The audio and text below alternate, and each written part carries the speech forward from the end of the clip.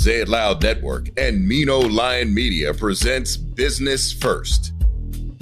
Welcome back to another dynamic conversation where we help businesses become bigger, better, and bolder. Today we're going to talk about a couple of things that are pretty prevalent in the business community, particularly with Black and brown businesses, and that's the notion of asking for help and asking for support. And, you know, culturally, we understand the importance of the village, and we're really proud of that cultural reference. But the truth is that many times we're not interested in asking for help because we really want to look as if we know what we're doing. And we really want to put this energy out there that we've got it all together. And so, but we have a really great guest today who's going to talk about the importance of asking for help, asking for support, and asking for the critical feedback that we need, and knowing the difference between feedback, critical feedback, and noise. And so I'm really excited to invite into the studio this evening Cameka Smith. And I'm sure many of you are familiar with her. She is the founder of the BOSS Network. BOSS stands for Bringing Out Successful Sisters. It's an organization that promotes and encourages the small business spirit and professional development of women through online and event-based networking that provides education, information, and resources. Cameka, an educator by profession, founded the BOSS Network in 2009 after being displaced in a job. And she, in her membership-based organization, has since supported over 200,000 women. Cameka and the BOSS Network has been featured by a variety of media organizations, including Black Enterprise, Inc. magazine, and Forbes, who listed the BOSS Network as one of the top 10 entrepreneurial sites for women. I'd like to introduce you all to Cameka Smith. Cameka, thank you so much for joining us. Miss Sonia, Lean, thank you so much for having me. We talked a little bit offline and almost forgot that we had to do this interview because it's so engaging. You had so much great insight, and I can't wait to share a lot of that with our audience. Absolutely. I'm here for it. I want to start off by talking about when you started the BOSS Network, which was in 2009. So what's interesting about that, you were displaced from a job in 2009, and that was right after the Great Recession, which happened in 2007. Yes. And so we're kind of right back in that same place where COVID is also having an economic impact where it's displacing a lot of people. People are going to be losing their jobs, and folks are trying to figure out, what their next step is and what they're going to do.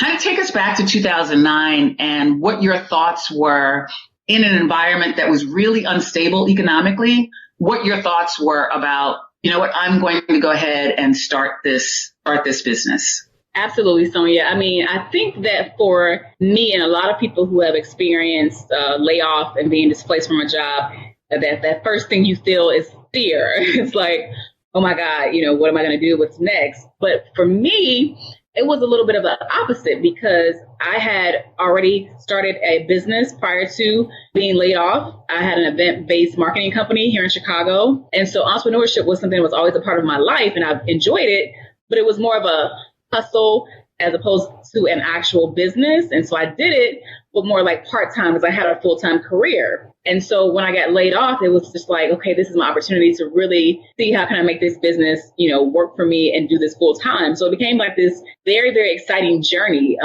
Yes, we were in the middle of a recession, but, thankfully I had saved. And so I tell people all the time, make sure you have a plan for you to step out there. And so I really planned. I had about 6 months before I was, ending my job. And so I really kind of put together a strategy on what was that next 6 months going to look like for me. And honestly, that 6 months was just a plan for me to kind of figure it out. And then I was going to go back to work. But what happened was it turned out to be something much more than I even expected. And, 11 years later, I never went back to work. Wow. Well, one thing I thought was interesting that you said in there is that you were doing the event business, but it was kind of like a hustle. And so how did you understand or what was that light bulb moment for you where you were saying, I'm going to move this from a hustle and I'm going to really figure out how to make this a sustainable business? Well, absolutely. I mean, when I went to college, I knew I wanted to have a career.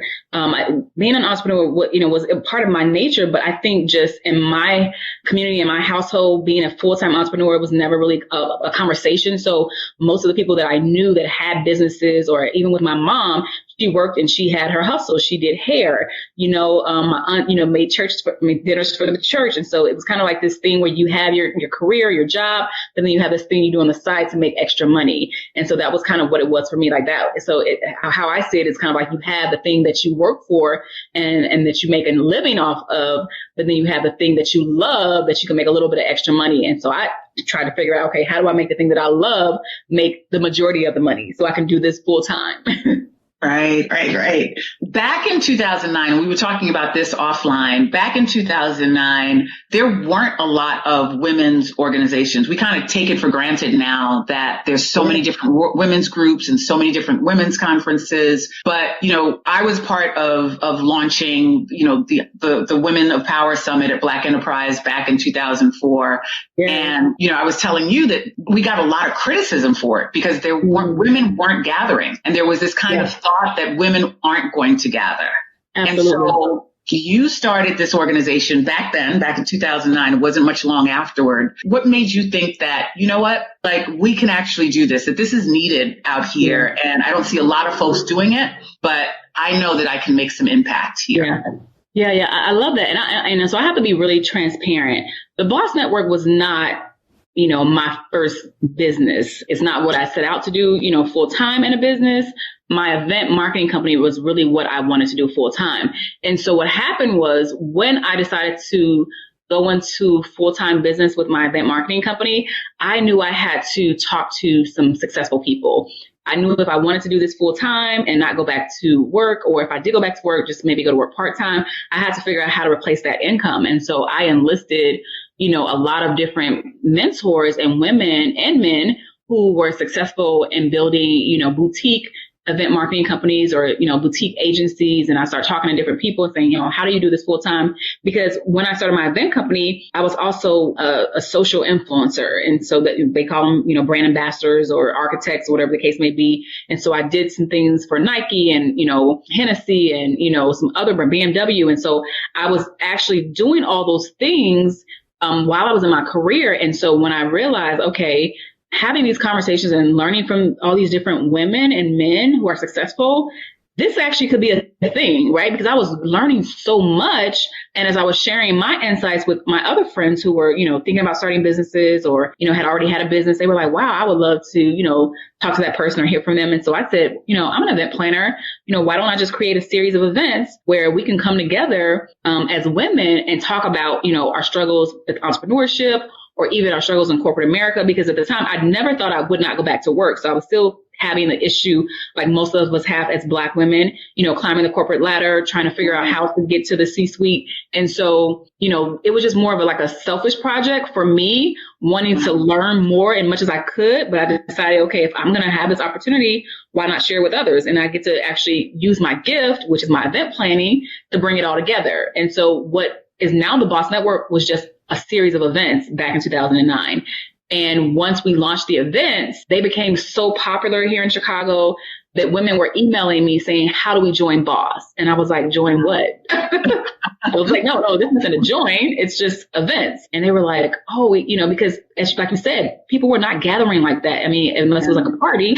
So to have women coming together, talking about business, talking about careers, supporting each other, networking, it just was not a thing. And so I just said the light bulb in my mind went off as an entrepreneur. Wow, if this is something that they want, I need to figure out how to make this happen. And so I started to research communities for women. And that's how we created the BOSS Network. So, in you explaining that, you actually lead us right into the topic for this evening as well, is you said you identified mentors, you went to people and found folks who could help you understand how to really manage this whole building of a business. So what was the process for actually finding the right people? Right? Because I'm sure in your conversations, some people thought this was a really good idea. And I'm sure other people thought that, this is cute, but it's not sustainable. Yeah. Well, you know what? I think what I've learned about entrepreneurship, Sonia, is that in the beginning, when you first create something and when it's in its infancy stage, people do look at it like, oh, that's cute, right? So people are really just kind of like gassing you, right? They're giving you as much information. They're just like, oh yeah, that's going to be great. You know, you should do this, you should do that. Not really thinking or knowing if it's going to actually have legs or move. Right. And so in the beginning, me enlisting support and getting, you know, advice, it was just, and I was just getting basic advice because I really didn't know what I was doing at that point. I was just wanting, you know, advice on like, how do I, you know, start this? You know, what do you need to do to be successful? You know, how do you, you know, network with people? And so I was just getting general advice. And once the business started to grow, I needed to ask different questions, right? I needed to enlist certain people as mentors. And that's when it got a little bit more interesting. And what's really interesting is once I started to garner some success, because once we launched the website, 6 months after the events, we grew so fast because of social media. It was, you know, just kind of starting with Twitter and Facebook. And so we had this online community that was thriving very early. And so we were listed in Forbes magazine as one of the top 10 websites after being online for like 6 months. Wow. And so that was very unnerving for me because I was just like, is this a mistake? Like, I was like, really? You know, and I'm talking about, we made the top 10 list for websites for women in business, women in entrepreneurship. And so, you know, I felt like at that point, I couldn't even ask for help anymore because I was like, I'm supposed to know. Yeah, I'm in Forbes now. I can't even really ask for help anymore because people expect for me to have it all together, you know, like, and I even have people ask me like, how did you get in Forbes? And I'm like, I don't know. Like, you know, I just did the work, you know, and so I went on this mission, Sonia, to prove, probably not to anybody else, but more so to myself, that I deserve to be in Forbes. And so I worked so hard to get into Forbes the next year, and then the next year, and then the next year. I was in Forbes four times. And so it became like this obsession. My mom was like, listen, you need to chill because the reality is when you got your master's degree in education, your master degree, you don't have to go back to school for that. You were listed in Forbes, whether it's 1 time, 2 times, 3 times, you're in Forbes. Like you don't have to keep proving anything to anyone. And that was a level of freedom for me to say, she's right. I've done the work. I don't have anything to prove. I just need to keep doing what I love. And, you know, and just enlisting, you know, the community that I have surrounded myself with to help me grow this brand. And that's what I did. So when your mom alleviated the burden of you having to prove yourself, did you feel more comfortable about now? Like, yeah, so if I need help, I can ask for it. Like, what was the point where you felt like, you know what, if I need support, I need to be able to ask for it? Yeah, no, that was a level of freedom for me because, like I said, the level of trying to prove was attached to the feeling of I can't ask for help. And so once I removed that false, you know, identity of me having to prove that I deserve to be in these publications, you know, because then I was featured in Black Enterprise and I was featured in Inc. And so all these validations kept coming in. And it was just like, you know, these are just validations. I mean, they're great, but it puts your business in a spotlight, but it does not specifically grow your business, you know? And so I had to say, how do I catch up? Because now we're living what we call a mass life, right? Right. You have something that looks beautiful on the outside, but behind the scenes, it's not what it looks like. And so I said, you know what, if I'm going to really grow this business into something that's going to be successful and create a community for these women where it's going to thrive beyond, you know, the first 3 years, I need to really ask for some help and really enlist people who are smarter than me, who can teach me things that I don't know, you know. And so that's when I started to ask for the help, you know, build my team and get people around me who were smarter than me. And really, that's when everything started to thrive. And so for the benefit of the audience, what did that support actually look like? Was it including, like, now I've got to hire staff? Is it having advisors and mentors? Like, if you could break down and we can start with staffing, because that is probably the most difficult piece for entrepreneurs, because when you have your vision and you create, you don't ever think that anybody's going to work as hard as you do or going to get it as much as you do or be able to relay your vision the way you do it. So how is it when you had to choose your staff? And what were some of the lessons that you learned, or, you know, did you have to let anybody go? Like, how is it that you got the support that you needed, even in terms of your staff? Building teams and finding people for your business is probably one of the biggest challenges that I just, even working with, clients that I work with, have seen struggled with, and like you said, making sure that you have people that will work just as hard as you in your business. It's so important. And so for me, it was really about identifying what my needs were first. And so what did I need to make sure that this business was going to be thriving? And so I knew that I needed someone that could be me. So I had to hire me first. And so, I found a project manager who understood my vision to the 100% and that understood, the different many roles that I play. And she could basically step into that role if I was ever able not to be in that position. And so she has been with me for the last 9 years. And so that to me was really, really important to find that person. May I ask you though, why a project manager? I would have that wouldn't have been the first choice for a lot of people. Why a project manager? Well, because, within my business, I have multiple layers to how we bring in revenue. And so we are a digital community. So we have, events that we do.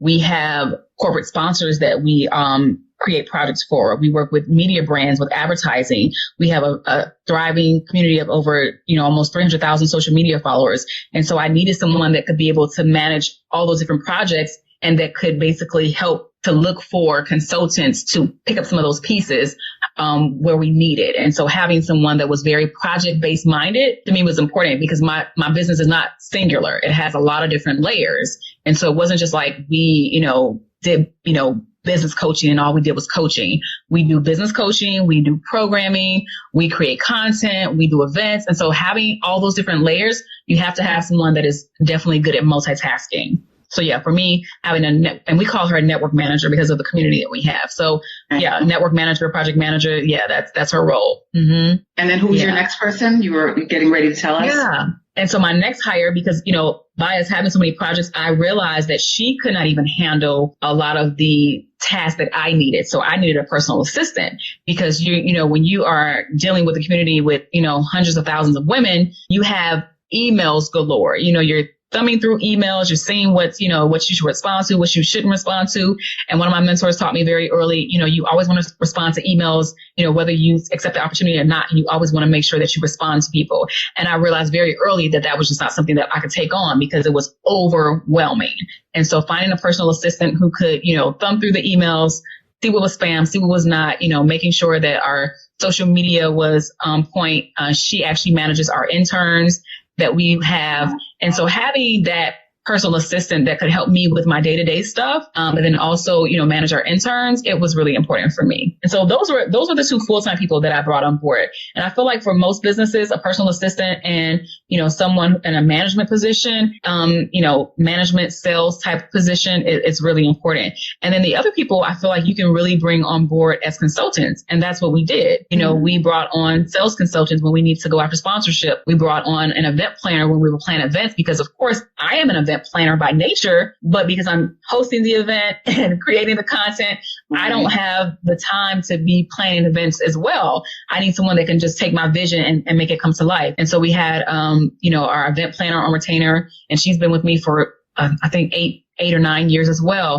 And so, and it's so interesting because people always ask me, how did you find those people that have been with you for so long? Because that's really, really hard. Mm-hmm. And the reality is I didn't find them. They found me. When you do something and people admire what you do, they will approach you. They will find you. And so one of the rules I gave myself in business was, as long as I stay consistent and I do the work, opportunities will find me, my community will find me, people will find me. But if I'm not doing anything, nobody knows that I'm alive. But as long as I'm working and I'm putting out content, I'm putting out, information, somebody's going to see it, so that has always been my biggest goal, is being consistent. Yeah. So tell us a little bit about the external support that you received. So did you select mentors? Did you just seek out people to advise you on certain things, or did you kind of have like an external support team? Yeah, actually I have all three, and I think it's really important. I have my cheerleaders, which are, my girlfriends and my family who, they just encourage me. They remind me to just take a break, and to come outside and play,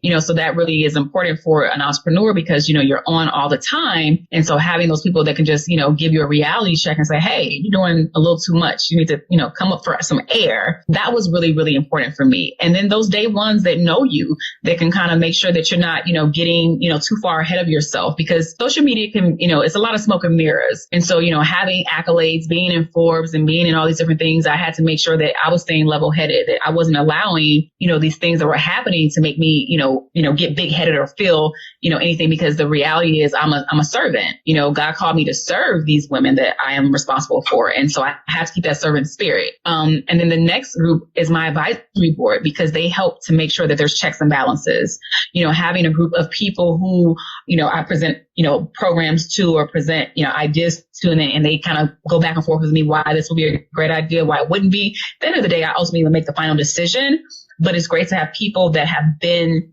there that can, speak to me. So people, like Sherry Riley and, Beverly Johnson and women who I've just, end up highlighting at my events, and just through conversations, they, say, hey, anytime you need some help, let me know. And so I created my advisory board through just women who wanted to help and see this thing grow because they believed in BOSS. They saw from the beginning like that, wow, this is amazing. We want to see you win. And then, finally, just mentors. And I think for a lot of entrepreneurs, that mentor can be a challenge, finding a mentor. And I tell people all the time, mentoring, I feel like finding a mentor for me has always been just about doing the work, connecting with people and see what naturally unfolds. And so I don't think I've ever asked someone to be my mentor. I just never have. But through conversations and through me being authentic and sharing my story and my vision with certain people and them just giving me feedback and me admiring them and letting them know that and say, hey, you think I can, call you? I have a question. And them saying yes, it just kind of naturally turned into this, yeah, she's my mentor. And so, and I also have what we call those mentors in my mind who, I've never met them, but they're people who I admire from afar. I watch how they move. I watch how they build their brands and, I take notes. And so, yeah, it's a beautiful thing. Social media has definitely bridged the gap of feeling, alone in business. And so you have access to so many people that you can just learn from. And I am all about the learning, lifelong learner. And so how do you make the distinction between really good information, critical feedback, and noise and stuff that just doesn't, and if you would just talk to us a little bit about the people or the environments you were in where they didn't support what you were doing or didn't think that it was a good idea. Right. So let's go back to the first question, Sonia. You said, how do you figure out, what's good information and what's noise? Mm-hmm. I think that it's our due diligence as entrepreneurs to do the research. And so because there are people out there, especially now with social media, anybody can throw up a website. Anybody can put labels on their business card and say that they're this or that, they're experts. It's up to you to do the research to know who you are attaching yourself to. And so I am a person that's very patient, and so I sit and I watch, I listen and I follow. And so most of the people that I've surrounded myself with, they are legit, like they have been doing business for a long time. Their reputation precedes them. They're people that I trust. And so I don't have, any issues with that. And then, the second piece to that is making sure that, because if you surround yourself with people like that, you're going to value what they have to say because, how would you not? So because those are the type of people I have in my life, I don't think I've ever gotten any bad advice. Like I literally, and I know he's a good friend of yours because he's from the BE family, Maximilian Hamilton. Oh, love Max. Yes. Yeah. One of my mentors. And literally he'll just see something I post and he'll text me really quick, like, congratulations, that's great. I'll pick up the phone. I'm not all about the text messaging. I'll pick up the phone. Hey, you got 5 minutes? Thank you. And it will turn into like a 30-minute conversation and he's just dropping jewels. And I'm just like, there's never a boring conversation with you. Every time we get on the phone, it's an exchange. And because I've done my work, it's a mutual exchange. So it's kind of like the mentee becomes the mentor, right? So we're sharing best practices with each other. And that's a beautiful thing because in any type of relationship, it has to be mutually beneficial. You bring something to the table. It doesn't have to be at the same level, but it should be something that you bring to the table. Yeah. Nice. One of the things that I'm admiring about this, our conversation is that, and I know it's one of your drivers for success, is that you really seem to be in the flow. Yeah. And I'd like if you could talk about what that feels like. I know it's not a place that you can always be in. Is it something that you're conscious about? But just kind of being in the flow. And like you said, there are a couple of mantras that you have, or there are a couple of things that you understand that if I do this, then this will happen. If you could just talk a little bit about what that's like for you, because spiritually, I believe it's an important component of how we succeed in business. Yeah, it is really about the passion. I feel like people can hear when you talk, and I have to be very careful because I am so passionate sometimes that I'm in my own head and I'm thinking because I have so much stuff up here and it just kind of comes out as a story. So I have to remember to kind of just take a pause because it's my journey. But when you have that level of passion, people can sense that and they can sense the sincerity. And so they want to support you. They want to see you grow. And then it's the consistency. I tell people I might not be the smartest. I might not be the, most, seen on social media, but there is no one that is as consistent as me. I've been in the game for 11 years and there's not been a moment where we have not been present. And so, but I had to figure out what that presence looks like because, I did not want to get caught up in it to where I was burning myself out. And as an entrepreneur, it's very easy to get burned out when you're doing something. And so I had to create some boundaries for myself to say, hey, there is a cutoff time with work. It's not, we grind, we don't sleep. We do sleep. Sleep is important. It is vital. My prayer life is vital. It's very vital for me because ultimately I'm a believer. And so that is my driving force. I lead with my faith because that is how I feel like I've gotten so many opportunities. It is not by my own regard. It's, faith without works is dead. So I do the work and then he provides the blessings. He sends the opportunities. He provides the people. It just has been that way for me from day one. And so I leave with that. I tell people he is the CEO and I'm the COO and we're just running this thing together. But making sure that I have some type of foundation, whatever that looks like for you, whatever type of spiritual foundation is for you, it's important to have that in place because there will be times where you feel overwhelmed. There will be times where you feel like, why did I even start this? There will be times, can I keep going? I had a situation last year where I lost my 15-year-old niece, and this was right in the middle of COVID. Right in the middle of a pandemic. I'm already trying to figure out, how to pivot this business. And I was overwhelmed. And so I gave myself permission to take some time off. And so I had some people say, wow, I was wondering, what was going on. We were still consistent, but I realized that my level of involvement at that point, it wasn't needed because I wasn't whole. And so you can't pour from an empty cup. And so I had to make sure that I gave myself time and permission to be human.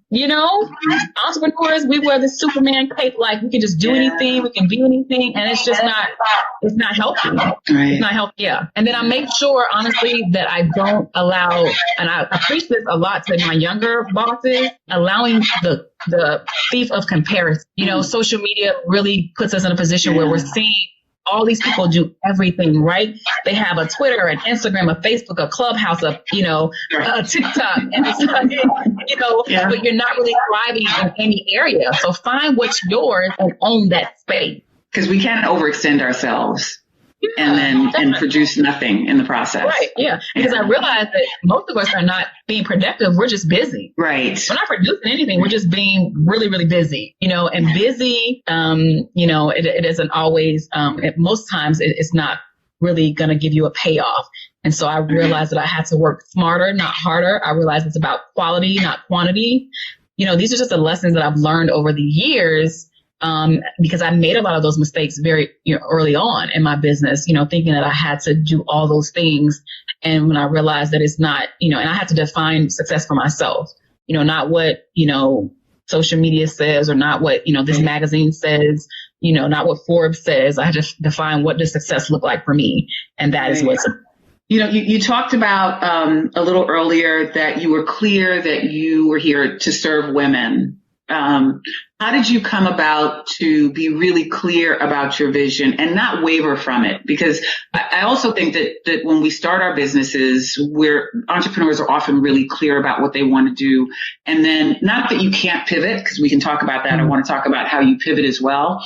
but how do you remain really clear about who you should be serving? And for you, it was like, I'm going to serve Black women. And it was recommended that you should maybe open that up, or you should diversify, but you were really clear that this is who I'm going to serve. Yeah, absolutely. Yeah. So when I first started, as I mentioned, I had my event marketing company, and that is really the business that I wanted to thrive. And and once I produced those events, the BOSS series, and I saw how the women were connecting and how authentic it was, and how, just the feedback, the emails that I would get, it just was like, this is important. This is vital to my community. We need this. And so I had to make a choice, but the beauty of it is, because basically it's just like, I feel like your passion and your vision, it's yours, but it will follow you. You can't really run away from it. It will follow you. It will hunt you down. So even though I was trying to push, this event-based company, the community was really what people wanted, and the events were just a byproduct. But the beauty of it was, it allowed me to include all of my passions and all of my skill sets and everything that I love, being a brand ambassador, creating content, networking and providing resources, planning events, speaking, mentoring. It allowed me, because I have so much stuff in me, and God was like, well, here's a platform where you can do it all. All you have to do is serve. And if you serve the people that I've placed in front of you, you can do all the things that you love to do. And that really is what the journey has been. And along the way, the response from my community has been the driving force for me to keep going. I tell people, when you don't get up in the morning and do what God has called you to do, you are stopping someone else from pursuing their dreams. And so me waking up every day and doing what I do, people are inspired by that. When I started the BOSS Network, there was very little communities for Black women. Now there are thousands, probably even more communities for Black women. And, I don't take that lightly. I don't brag, but I have great people who tell me, like, you were a pioneer. Like, that's a really big thing, so I am just like, wow, look at God. Because it's not what I set out to do. It was all him. So, that has just been the beauty of it all, knowing my passion. And then there's a quote, the quote is, in between the promise and the payoff is the process. And so George Fraser, the master networker himself, he coined that quote, and that quote stuck with me because it is a process. And I realized the process is not going to be easy, but if I stay with it, it's going to pay off. And it has every step of the way. Well, the other P is pivot, and you call yourself the queen of pivot. And that's important for us to understand as well, because, a lot of businesses have had to do that during COVID. But what people don't realize, like, that's a natural process of business, being able to change with the times. A lot of people are forced to change with the times. But what is that process of pivoting like for you? And what are your thought processes in just general, not necessarily in hard times, but like how often do you look at, like, what, I may have to change this, or I may have to tweak this, or what is your process of doing that? Yeah, well, for me, on an annual basis, so at least once a year, I'm looking at, I'm planning. I'm very, very strategic. Strategy is my thing. So I'm a planner. And so I'm always planning what my next is. And so I tell people, you can be married to the vision, but you cannot be married to the process, because the process is going to change all the time. And so I think flexibility as an entrepreneur is really, really important. And those people who are just not willing to let up or let go, those are the ones that kind of go down with the ship, right? And so you can be married to the vision, but you have to know that there's multiple ways to get there. And so for me, it's always about, what's trending right now? What's working right now? What does my community need? And so I survey my clients. I ask them what they need, because I've been doing it for so long, I have in my mind what I think they want, but it could not be. So I'm always annually surveying my community. I'm always talking to my clients, and I'm always kind of looking at what's happening out in the world. I don't pay attention too much to what others are doing, just because I want to be really authentic to myself, but I do follow trends that I can stay ahead of the curve and not get, lost when it comes to, producing something that has quality and that is relevant for these times. And so, when COVID hit, people weren't going to events anymore. It was a safety issue. And so I couldn't say 75% of my income comes from planning events and corporate sponsorship. I got to still do this. You can't do it. It's not happening. And so I have to really look at how do I take that same strategy and create something of value to my partners, my clients, that gives them just as much value, but in a different space. And so I really took to building and taking the time to build a quality program. And so COVID hit in February of 2019. I didn't produce my first conference until December because I wanted to make sure that I had the right information, that I was going to produce something that had major quality. And we literally had 600 people that registered within 2 weeks.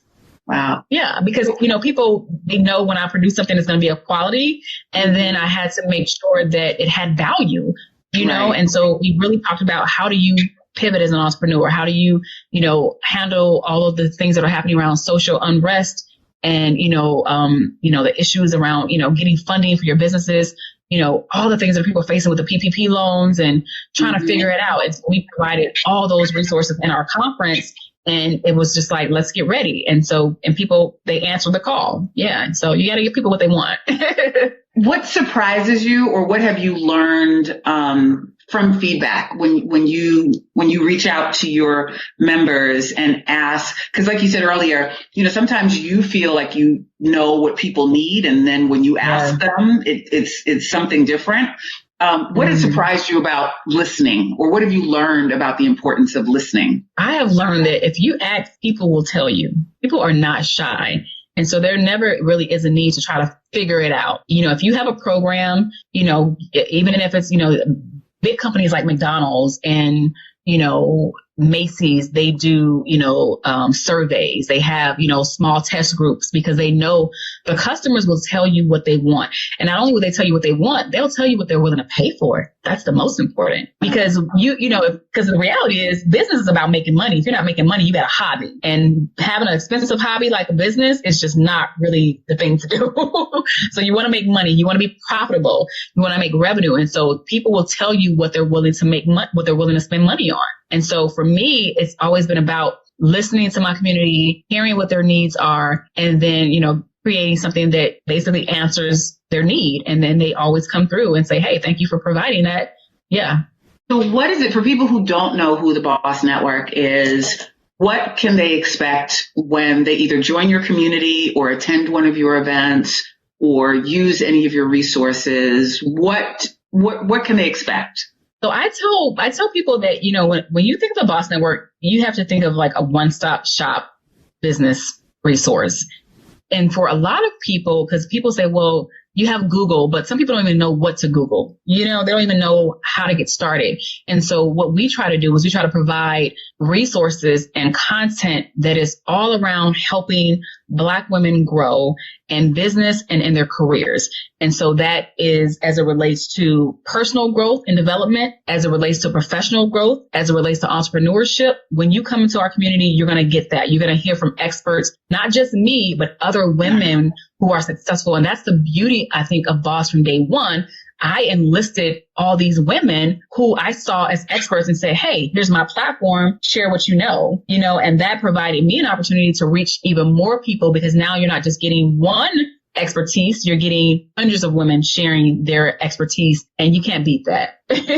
And what is the network experience like? What is the membership experience like? I would imagine that do you have any great success stories or just great stories that you can share with us in terms of what this membership group has been able to do for some of the women? Absolutely. I mean, there's so many. We have probably over 200,000 women within our community, internationally. We are a membership-based network. And so I tell my, my investors and people that I talk to is that we have 3 layers of community. We have our social community, which is, our Twitter, Facebook, Instagram, women that we engage on social media, our private Facebook groups and things like that. We have our, newsletter where we send out content to those that have subscribed to the newsletter. And then we have our membership, which are the women that have invested in the actual network. And so those women are the women that we really pour into when it comes to helping them to be connected, getting them access to grants and resources that are going to help them grow on their businesses. And so we have seen these women, partner together, and create businesses together. I've seen literally influencers in my community that have worked together. Just last year, we have a program called the Influencers Program. And so every year we coach and we help market and promote 10 business owners. But these women are established business owners. So they already have, a base with their business. We're just helping them to up level within our community by giving them access to everything that we do and kind of highlighting them as influencers. And so two of my influencers reached out to me. One is a tax accountant and the other one does diversity coaching.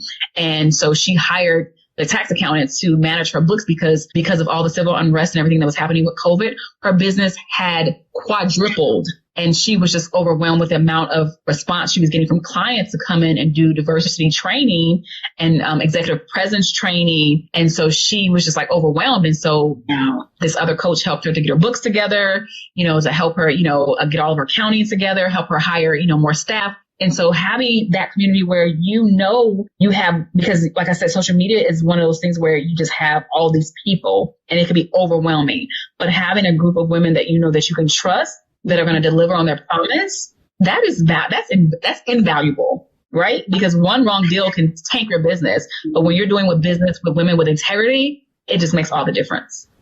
One of the things you mentioned, and it's something that I'd like to discuss more on this podcast, is working with people internationally. And so that has not been a strength of Black and brown businesses. We tend to be very insular. And so where are some of the locations that BOSS Network touches? Absolutely. And that's definitely one of the areas that we are really trying to grow in, especially in Africa.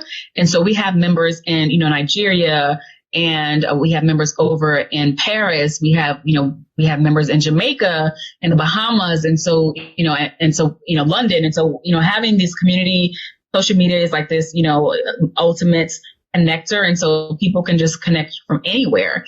And so it really is about, kind of figuring out how to, create mutually beneficial opportunities for the business. And that's something that we're really looking to do even more because we know that what we do, it's needed all around the world.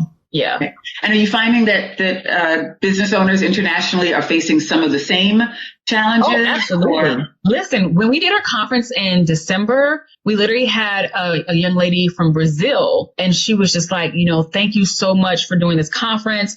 Like, we don't have a lot of resources here where I live. I guess she lived in like a remote town, and she's like, we don't have a lot of resources here, but by the beauty of the internet, I was able to get on, this webinar and be a part of this conference. And I learned so much, and it's going to help me to pivot my business. And, we had, our great partners at Chase that provided, so much financial literacy that, we couldn't even, just thank them so much for that. And so for some people, it's like a make or break situation. Right. And so I love, and that's why I say for me, it was like an aha moment. Like, when you do your events, and we're known for doing tours because our membership is so vast around the world that we toured for like 6 years, in probably about 10 or 11 cities. Mm-hmm. And so now that we're doing a lot of stuff virtually, now we're able to touch women beyond, Chicago and DC and Atlanta. And that's a beautiful thing. Yeah. Yeah. So now you have an opportunity to really be international more now than ever. So what's next for you all? What's next for the BOSS Network? Well, one of the things that is really exciting is we are launching our online university. And, this has been something I've been planning for about 5 years. But, when you are in the middle of, building a brand, you have all these things that you want to do. And sometimes you just don't have a time to do it. And so now, being able to sit and not have to do all that traveling, it has allowed me more freedom to work on some of the things, that I've been wanting to do for a while.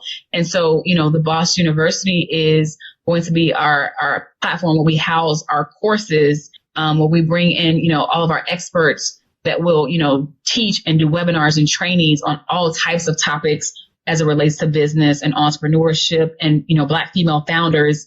We just partnered with Frito-Lay with their Stacey's Rise program. And so we are launching our own fund for Black women to help secure funding for their businesses, because we know that within the Black community, mentorship and funding are the number 2 issues that Black women face. And so we're trying to secure as many partnerships so that we can secure the funding, but we're not waiting. I have this program where, I'm donating a percentage of my sponsorship to create grants for the women in my community, and so it's like, I'm serving for a cause. So my speaking engagements, my programs, we're taking some of that money and we're putting it towards this fund so that we can help the women within our network thrive. So yes, so the BOSS University and our fund is the 2 things that are launching that I'm really excited about. So that's where our goal is: mentorship and funding. That's my focus. So partnership is also another great way to get support in your business. How do you identify really good partners? What advice would you give to listeners in terms That is so interesting that you asked that question, Sonia. Literally, I told my team, this is the year of collaboration. And I say that because I have seen the success of so many of my peers when they have collaborated together on projects. And so I tell people, it's a strategy, right? Because you have to make sure that you're partnering with the right people, because that can tank your business. The one wrong relationship can tank everything. And so for me, it's about doing the research, creating the relationship, and looking at the revenue. Like those 3 things are super important when you look at partnerships, research, relationships, revenue. And so I've identified women that I have followed for years, that I've seen that have produced quality, programs and products. And so for me, it's about what do they bring to the table, and then what can I bring to the table, and marrying the 2. Research is very consistent for you, and it is so important. And I don't know if we talk enough about the importance of research. And so how do you even begin to do it? Or you just use the resources that are available to us? Or, is it all online research for you? Do you check references? Like, what is your process for when you're researching something? Oh, let me tell you, research and relationships are like my number 2 things. And part of my process really is to just delve in, and I don't really just do something. If I'm doing something, it's something that I've planned. And so, like with our university, I've studied, multiple universities. I actually have a Instagram TV show for our Boss Business series with Marie Forleo coming up. And she is someone who, with the B School, who launched back in early 2000s. And she, has been on Super Soul Sunday with Oprah. She's made millions with her online university. So it's about following those experts that have done it, that have been successful at it, getting an opportunity to be in their space, and then figuring out how to duplicate that. Because there's nothing new under the sun. You don't want to replicate it, but you want to be able to duplicate it. Yeah. Thank you so much, Cameka. This has been, I'm sure the audience feels the same way I do. It's been a pleasure to have you here. The information is tremendous. And we look forward to having you back, because there are a lot of things that we talked about offline that, I think would continue to be useful for this listening audience. So we are going to be following you. And where should people follow you? Yes, absolutely. So we're all digital. TheBossNetwork.org is where they can find us on Instagram at The Boss Network and all social media platforms. And what's coming up next? What's your next conference or your next event? Oh, and so we are planning stages. Yes. So we have a series called the Minority Merchant Project, and it is a partnership that we launched in partnership with Frito-Lay and Chase. And so it is a 2-part series. Part of it is supporting Black female founders by providing, advertising and mentoring, and also looking for funding for them. But then we also have another piece, which is the actual conference. And so we have 2 conferences this year that will be virtual, where we will talk about how to get funding as a Black female founder. And then we also have our Boss on Campus nonprofit program, which I'm so excited about. It's one of my passions. And so we have partnerships with several HBCUs, and we will be doing a virtual HBCU tour and helping our young ladies get ready and prepare for life after college. And when can we expect these conferences? So the Boston campus college tour will launch in March, and then they can look for our minority merchant project in May. And then we have programming about 4 times a year. But if they follow us on social media, we are constantly putting out information and content and, opportunities. So yeah. Okay, well, we look forward to following you and actually participating in some of these conferences. Yes. I appreciate it. And we'll have to swap seats, Sonia, and I have to bring you on one of my series so we can get you to share some of that wisdom that you have as well. I would love to. Looking forward to that. Thank you so much, Absolutely. Cameka. Thank you for having me. Yes, take care. Business First is hosted and produced by Sonia Aline. Associate producer, Lauren Turner. Edited by Ken Johnson. Executive producers, Omar Thompson, Andrew Kalb, and Ken Johnson. Find the Business First podcast on Apple Podcasts, Stitcher, Spotify, TuneIn, or wherever you get your podcasts. The Business First podcast is a Mean Old Lion Media and Say It Loud Network production.